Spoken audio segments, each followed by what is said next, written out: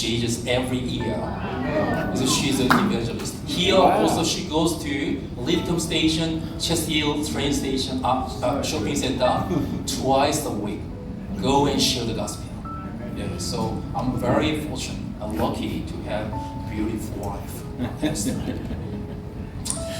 I don't know, a lot is an Australian culture. God reminded me a gent called in Australia as well. David, come on.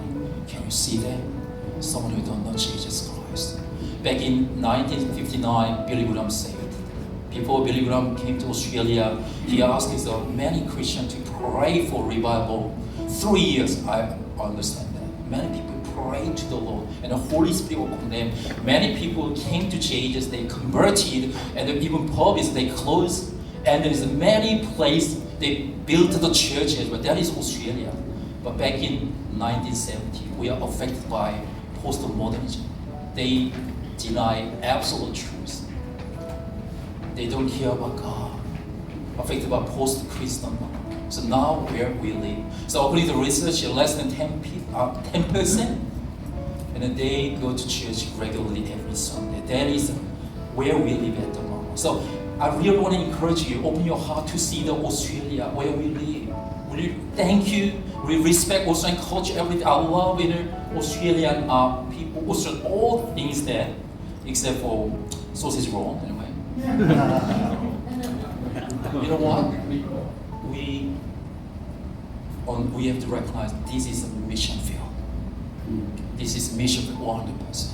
I know that we think about where we live in Australia, over 250 different nationalities. So since I finished my study, I moved to Sydney and I went to the Morning College.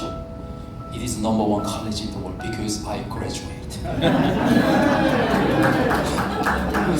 I studied 30 years, theology for 13 years. I'm still not finishing a PhD, but my wife is finished PhD anyway. One of the subjects was cross-cultural communication. When you learn is a cross-cultural communication, I research and know that 200 different nationalities in Australia. And then as I live in Morning College, Residence College, one day I opened the Bible. Can you go next one, please?